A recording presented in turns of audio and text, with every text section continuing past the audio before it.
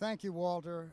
I, too, want to honor the spiritual leaders of what I call the just third way, something beyond the Wall Street form of capitalism where a few people can own the bulk of the wealth, and also something beyond socialism and communism in which no one was an owner. The state became the owner, or a collective became the owner, but not the people.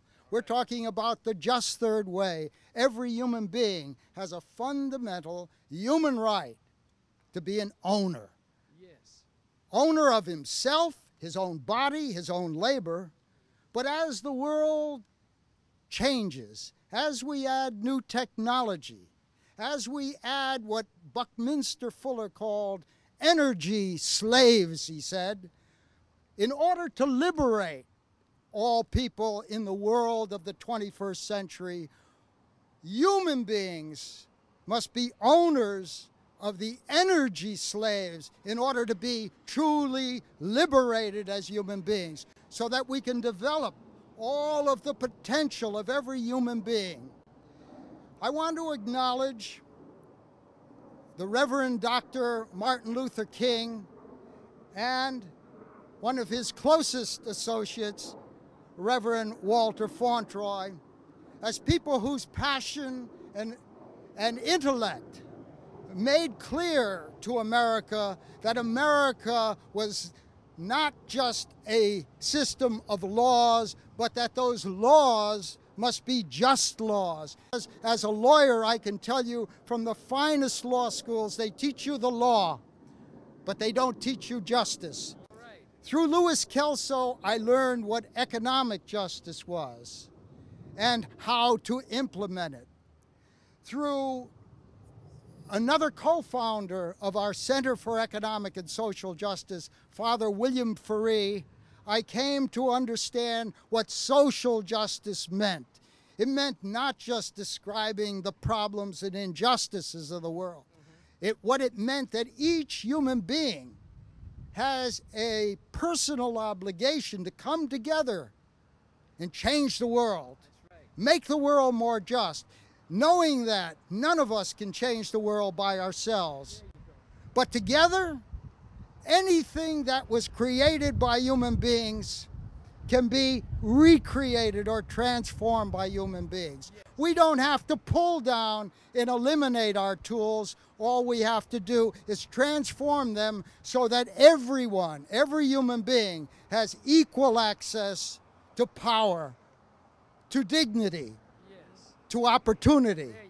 And we can do this, not by pulling down those who now have power, but by empowering others, by raising others. How to do this?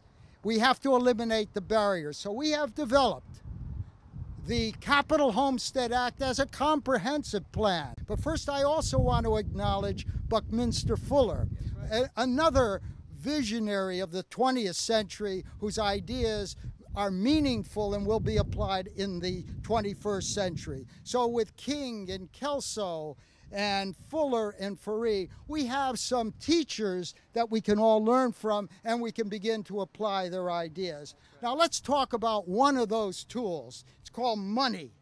And here, we just came from the Lincoln Memorial. Here's a picture of the Lincoln Memorial where Reverend Fauntroy just gave a talk. And here is Lincoln himself. A $5 bill. What stands behind this money?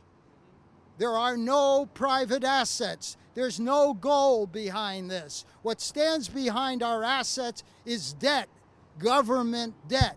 From all the wars, from the First World War, the Second World War, the Korean War, the Vietnam War, the war on poverty, and all the deficit spending that takes place every year. And we have record deficit spending in Congress. But first I want to describe a little bit of the problem. If we look at the growth in wealth during the 1980s, 62% of the growth went to the top 1% of Americans. The bottom 80%, 1.2% of the growth in wealth. And this got worse from 1989 through 1992.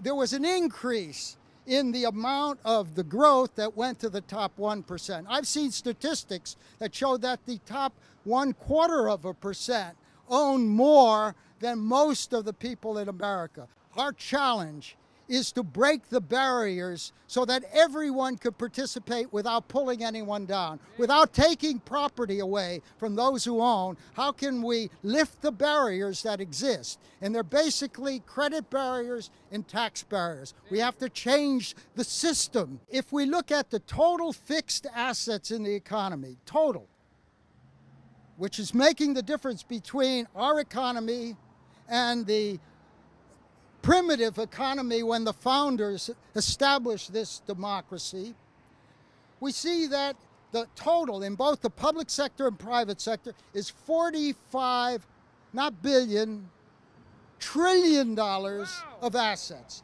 And that is growing every year. So that's the pie.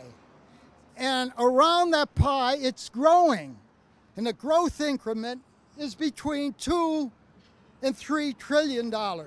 This amounts to about $7,000 of growth every year. So the $3,000 plan is very modest and very conservative. Yeah. We're saying let's get started with $3,000 and have the Federal Reserve do what it is supposed to do under the Federal Reserve Act, Section 13. What's the $3,000 plan? It would mean that every one of us, all of our children, all of our grandchildren would be able to go to the local bank and set up a Capital Homestead account. And that would mean that the half of the growth would be financed through the Federal Reserve discount window. They'd create new money. To show you what this could mean, if you took a child today, born today, could set up an account, get $3,000 over their lifetime, and I'm assuming no increase in the rates of growth. And I know, let me say, I'm being very conservative because I think the rates of growth could increase. By that time that child reached the age of 65, he would have roughly $200,000 of capital assets. And under the tax changes that we have advocated and are already there for workers, they would receive $30,000 of dividends every year. So a husband and wife, instead of depending on Social Security, would get much more than Social Security will ever provide them. $30,000 each by the time they retire, or $60,000 of retirement income. But that doesn't stop at age 65, so that they would continue to receive whatever is available for capital credit. They would also receive during the time of buildup, because it starts very slowly and then builds up, they would receive $750,000 of dividend incomes. How many people here have received $750,000 of dividend incomes? Well, that's what we say can be done for every American citizen, every man, woman, and child. We've had success for workers. There are now over 10 million American workers in 10,000 companies who have become owners through credit.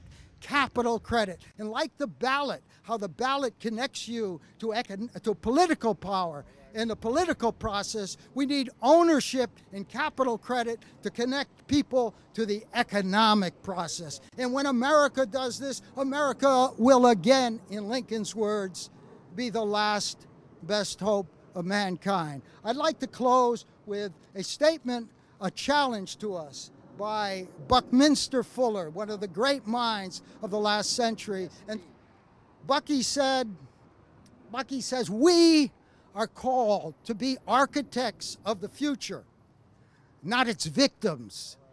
Our challenge is to make the world work for 100% of humanity in the shortest possible time, with spontaneous cooperation, without ecological damage or the disadvantage of anyone. That's what we're here, owner be owned. Thank you.